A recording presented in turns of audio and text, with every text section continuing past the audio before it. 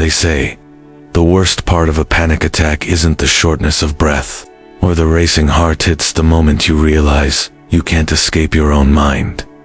Daniel learned that on a cold October morning in Banff, standing alone in a luxury hotel bathroom, clinging to the edge of a granite sink. From the outside, everything looked perfect. Six-figure salary, a top software company, a cabin view that opened onto snow-dusted pine trees and mountains that touched the clouds. But on the inside, he was burning. No one saw him that morning. No one saw the way he clutched his chest, whispering to himself that it was just stress, just pressure, just too much caffeine. But deep down, he knew it was more. It was emptiness dressed in achievement. It was the slow death of meaning. That morning changed everything. Today, Daniel wakes before the sun. No more alarms. His body knows now. This is sacred time. In the stillness of early morning Seattle, as the city yawns in shadows, he walks barefoot to the balcony and faces Mount Rainier like it's a temple. There's no meditation app, no glowing screens, just breath and wind and a ritual he calls the 5-minute forecast. He doesn't visualize success or repeat affirmations. He does something far stranger. He imagines the worst, a failed project, a public embarrassment, his boss humiliating him in a meeting. And in that quiet space, he doesn't flinch. He rehearses calm. He breathes into failure. He shakes hands with discomfort like it's an old friend. The Stoics called it premeditatio malorum, the anticipation of hardship. But Daniel calls it survival, because when you face the abyss inside you, a difficult email isn't scary anymore. He no longer starts his day with the question, what do I have to do? But with a challenge to the universe, show me who I need to become. Some mornings he cries, other mornings he smiles for no reason at all. Because in this practice, he isn't trying to escape fear. He's studying it, learning its language, redefining power, and when the sun finally cuts through the morning mist, lighting up the face of the mountain, Daniel doesn't see hope.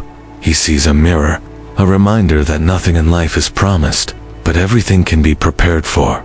This is how calm is born.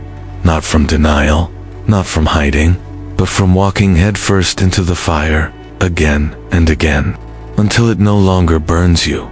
If this story moves you, if you believe more people need to hear that peace is not a gift, but a practice, then subscribe to this channel. It gives us the strength to keep crafting these stories, ones that challenge, awaken, and remind us what it means to live deeply. Now, before you scroll, I have a question for you. Comment your answer below. If you could mentally prepare yourself for just one thing each morning, what would it be? A. The fear of failure. B. The weight of expectations. Drop your answer, A or B, in the comments. I want to hear your truth. The cup of green tea in Daniel's hand was warm, but his mind was somewhere cold.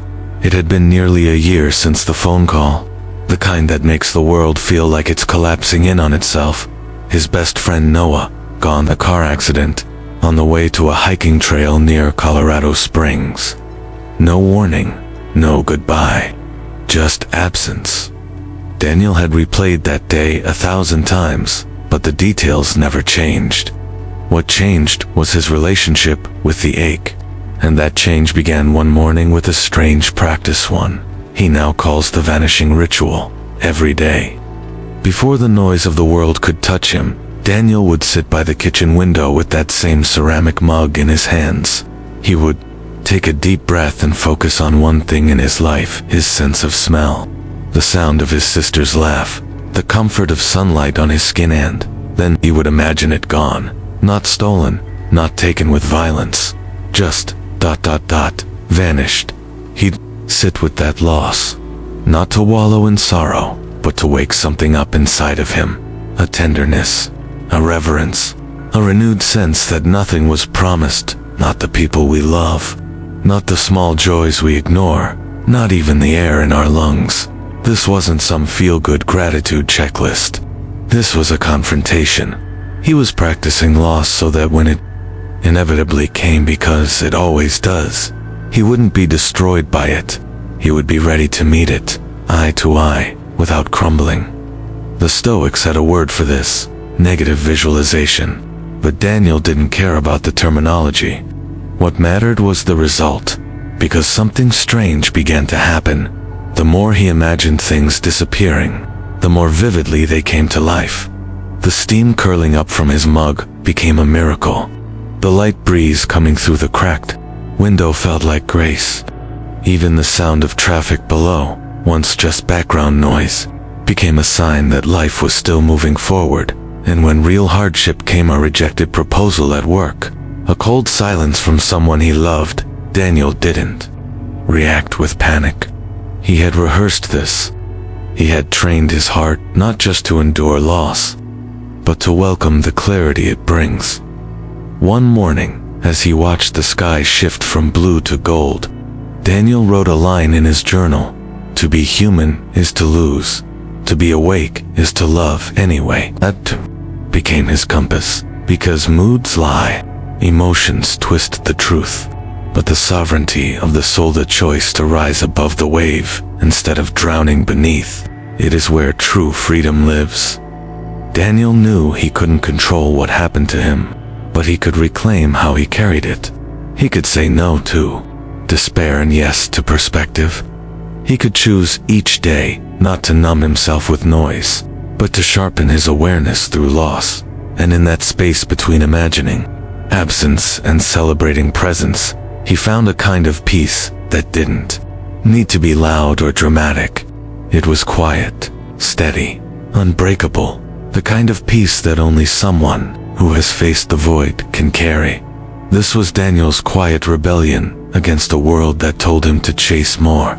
Instead, he paused, he reflected, he thanked the tea in his hands, not because it was perfect, but because it was here. And for him, here was enough. Daniel didn't run to get in shape. He ran to remember who he was.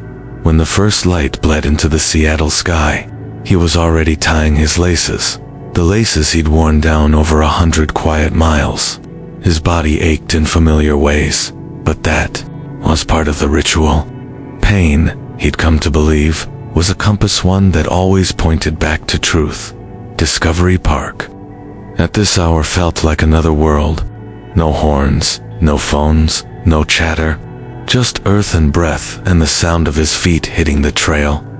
In these moments, he wasn't a software engineer, or a man haunted by loss, or even someone trying to be better. He was simply alive, raw, exposed, real. There was something sacred about moving forward when everything inside him wanted to stop.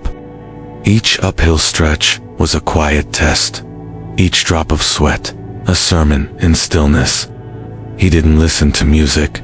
He didn't track pace. He recited Stoic lines like prayers. "You must build up your life action by action," he whispered into the wind, quoting Marcus Aurelius. And with each step, he did just that. Not with perfection, but with presence. Every stumble, every gasp for breath was a reminder that resilience is born not in comfort, but in repetition, in the decision to keep moving, not because it's easy, but because it's necessary. This, he believed, was what most people got wrong about Stoicism. It wasn't about becoming emotionless. It was about becoming grounded, anchored in your values when life tries to throw you off course. After his run, Daniel would stop at a cliffside, where the trees thinned and the sky opened. He'd stretch his arms wide and close his eyes. The wind would slap against his bare chest. Sometimes it stung. Sometimes it felt like baptism. Then came the hardest part. Back home, he stepped into his bathroom and turned the shower dial all the way to cold. No easing in, no flinching. Just a straight plunge into what he called the cold embrace. Every cell in his body screamed for escape. Every instinct said run. But Daniel had learned the power of staying. He stood in that icy torrent, not to prove how tough he was, but to practice surrender. To train his nervous system to remain calm in chaos. to learn how to breathe when everything in him was contracting. Because life would never stop throwing cold water at him. Criticism, rejection, loss. He didn't want to merely survive those moments. He wanted to meet them the same way he met the cold Apennine, unafraid and fully present. As the water carved rivulets down his spine, he focused on one thought. Discomfort is a teacher, not an enemy to avoid, but a companion to learn from. Daniel didn't seek suffering for its own sake. He sought the edge, that sacred boundary between I can't and maybe I can. And every morning, as he crossed that edge with tired legs and a chilled body, he felt something shift inside him. Not louder, not braver, but steadier. The Stoic body, he'd come to realize, wasn't about aesthetics. It was about integrity, about aligning physical action with inner truth, about honoring the wisdom of the flesh not as a vanity project, but as a vessel for courage. By the time he toweled off and looked in the mirror, the man staring back wasn't a hero. He was simply someone who had shown up for himself, someone who had made a promise and kept it. That, he believed, was what built unshakable calm. Not theory, not words, but motion, deliberate, honest, grounded motion. And in a world addicted to shortcuts, Daniel chose the long road, one silent step at a time. The world doesn't slow down, but Daniel had learned that he could. After the run, after the cold, after the rush of blood and breath, there came a moment even more important, a return to stillness. Not just silence, but stillness. The kind that stretches beyond the absence of noise and touches something ancient inside the soul. He stepped into his quiet room, a space deliberately stripped of distractions. No screens, no clocks, not even background music. Just a single wooden chair, a soft beam of morning light, and a leather-bound journal that had become more mirror than notebook. He called the practice journaling as armor, not because it shielded him from life, but because it helped him face it unarmed and unafraid. Every morning, Daniel sat down and wrote 3 simple things. 1 fear, 1 gratitude, 1 unchangeable truth. Today, his fear was something quiet but persistent. The feeling of not measuring up. Not as a coworker, not as a brother, not as a man. That invisible scale we all carry, always tilted against us, whispering, "You're behind, you're not enough, you're faking it." But naming it took away some of its power, like dragging a shadow into the light. Next came gratitude, and this morning, it was for something smaller. Voicemail from his sister, left at midnight. Just her laugh, her voice, saying she missed him. Gratitude wasn't about fireworks. It was about anchoring into the moments we usually step over. And then, the truth. The sun rises, whether I rise with it or not. That one always hit hard, because it reminded him that life moved forward with, or without his permission. That the world didn't wait for confidence, or clarity, or motivation. It moved, and his job was not to control it but to meet it with honesty. Some days, the journal pages blurred with tears, not from sadness, from relief. Relief that he didn't have to perform, that this space was his alone, a space to be messy, to be unfinished, to be real. That realness had become his strength. He remembered his mother's voice, soft and sure, echoing from years ago like it was stitched into his bones. "You don't have to prove anything, Daniel. Just show up with your whole heart." He wrote that line often. It was his compass when the day's noise threatened to pull him off course. He didn't write to fix himself. He wrote to see himself, to remind himself that beneath the performance, beneath the masks we wear for the world, there's a quiet self waiting to be heard. That's what stillness revealed. Not emptiness, but presence. A space where he could listen not to the voice in his head, but to the voice underneath it. The one that didn't scream or demand. The one that whispered, "You're already becoming." Daniel didn't need an audience for this ritual. He wasn't curating his inner world for applause. He was preparing for life, for the stress, the criticism, the curveballs. Stillness was not an escape bait, was resistance against chaos, against speed, against the fear of being alone with oneself, because in stillness, he had learned the most surprising truth of all. The storm outside never mattered as much as the one within, and every morning that he chose to sit with that storm, face it, name it, and breathe through it, he walked into the day a little more free. Not because the storm was gone, but because he no longer feared it. The hardest part of any Stoic practice isn't what happens in the quiet of morning, it's what happens when the world interrupts. Daniel stepped into his office building in downtown Seattle, greeted not by peace, but by noise. Screens flashed, meetings overlapped, tempers flared. It was the kind of atmosphere where emotions had short fuses, and patience rarely made it past noon, but tucked deep in the pocket of his trousers was something small and deliberate, a smooth, black stone. He had found it during a hike near Lake Crescent months earlier. It wasn't expensive, it wasn't even pretty, but it was his, and more importantly, it was a choice. He called it the object of intent. Whenever he felt the first signs of tension, clenched jaw, a rapid breath, the tightening of his throat, he would slip his hand into his pocket and touch it, not because the stone had magic, but because he did. The stone reminded him of what he had committed to before the chaos began: presence over panic, grace over reaction, value over ego. That day, in a team meeting gone sideways, his boss snapped over a missed deadline. The room fell silent. All eyes turned to Daniel. Old reflexes stirred defensiveness, a spike of adrenaline, the urge to speak louder just to be heard. But then his fingers found the stone. He didn't respond immediately. He inhaled, exhaled, and said, "Let's fix it." No excuses. That one sentence changed everything. The energy shifted. The storm passed. Later, a coworker named Megan leaned over and whispered, "How do you stay so calm when everyone else is losing it?" Daniel smiled. "I practice it every day before you ever see me." What people often miss about Stoicism, he thought, is that it isn't about being passive. It's about being deliberate, anchored, choosing your responses instead of being dragged around by your emotions like a leaf in the wind. Throughout the day, that stone became his quiet ritual, in traffic, in frustrating calls, even in line at the cafe when someone cut in front of him. He wasn't trying to be a saint.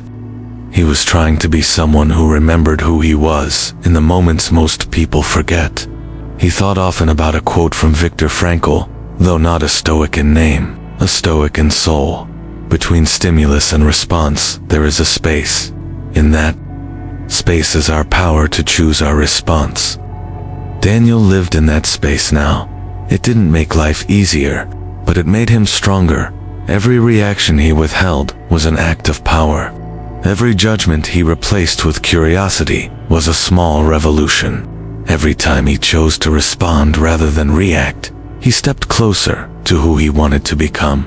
The world didn't see his quiet victories.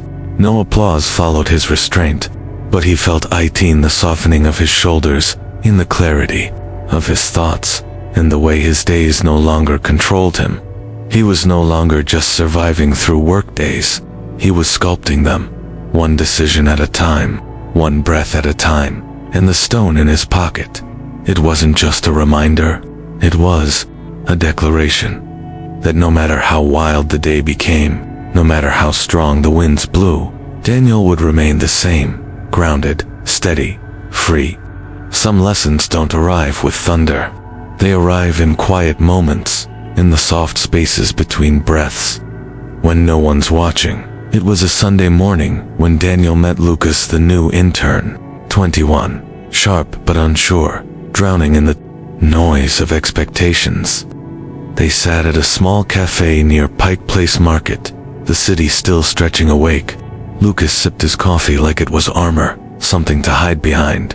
He fidgeted, apologized too often. His voice betrayed the same internal pressure Daniel had once known all too well. "I wake up already anxious," Lucas said, staring into his cup.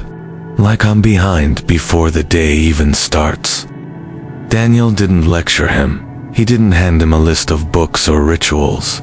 He simply listened. And then, with quiet clarity, he said, "What you're feeling isn't weakness. It's a signal that you care. That's your strength.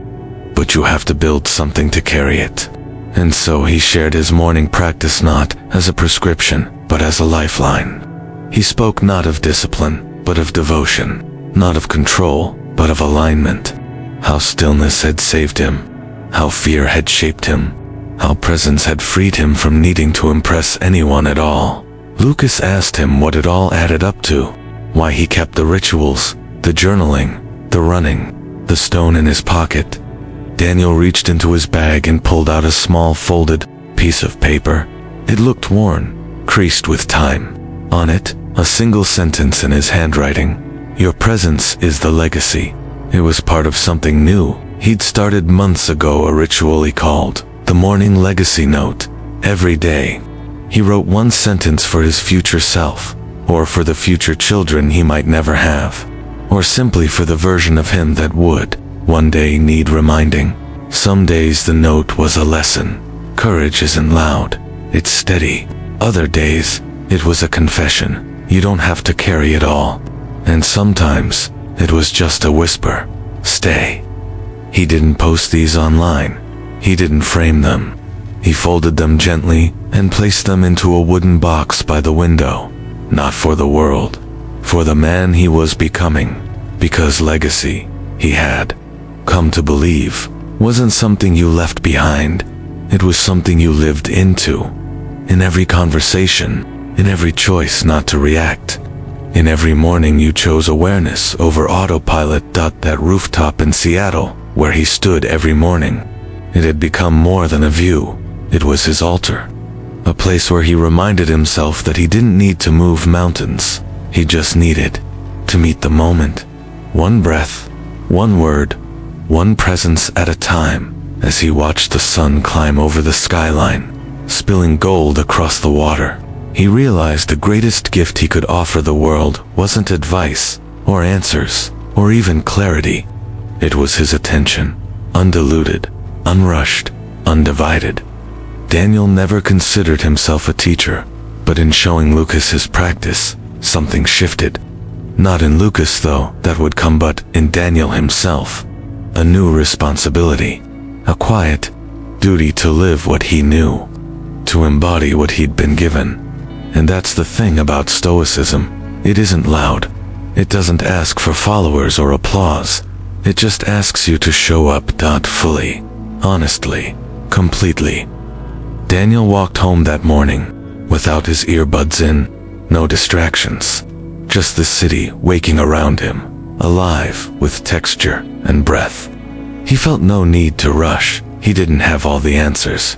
But he had his next step, and he knew exactly how he would begin tomorrow, by writing a note that would one day be read by someone who needed it most, even if that someone was him. Daniel's story isn't about perfection. It's about return. Return to breath, return to stillness, return to a version of life that isn't hijacked by chaos or defined by noise. Over 6 quiet, powerful mornings, he transformed from a man silently unraveling into a man quietly reclaiming his attention, his peace, his choices, his self.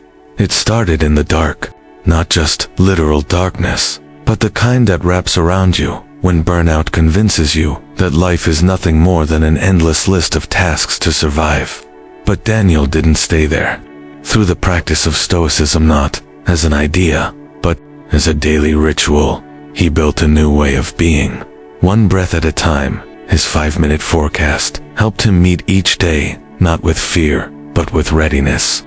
His vanishing ritual didn't just teach him to value what he had awakened him to, the miracle of having it all. His cold morning runs and icy showers weren't about pain, but presence, teaching his body to carry his soul more honestly. Through journaling his fears, his gratitude, and the immutable truths of existence, Daniel stopped hiding from himself. He began showing up not as who he thought he had to be, but as who he already was beneath the armor.